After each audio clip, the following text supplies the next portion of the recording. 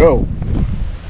Now, he's hooked deep. I'm going to show you how to get that out very easily.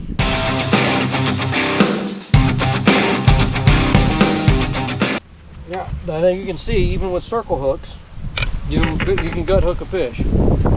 So you see in there, you see your hook inside the fish's mouth. I'm going to have my pliers, preferably without cutters on the side. I'm going to close them and I'm going to go in through the gill. Let's see, make sure you can get this, Dave. Now I'm going to roll my hand.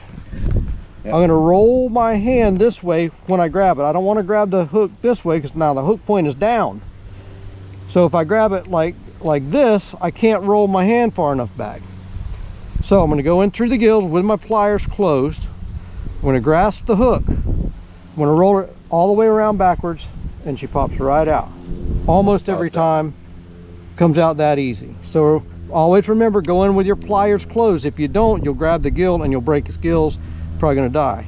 But in through the gill, grab the hook, position your hand so you can get a full rotation because it's a circle hook. All right, grab it, you roll it all the way out, and he's off and running. There's a great tip, worth the admission right there. I've unhooked a lot of fish. Some guys say cut the hook off.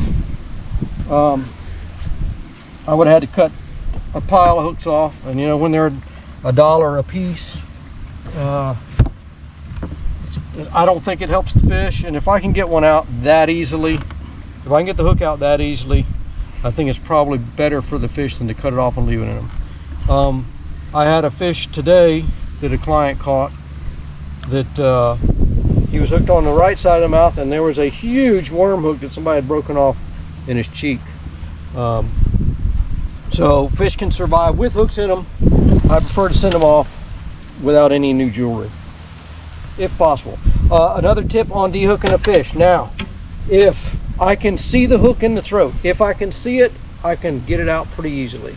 If I cannot see that hook when I pick the fish up, I'll cut it off and I'll send him back. I'll try to cut the line as close to the hook as possible down in the fish's throat, and I'll set him in the water. Now, I had a pretty good idea when the fish was coming up next to the boat that he was hooked deep because I didn't see the hook on the outside of his mouth. So typically with those fish, I try not to lift them with the rod because that hook's down in their gullet and I don't want to poke any of their vital organs inside. So I'll usually either bend down and pick them up or I'll scoop them in that. It's much easier on the fish.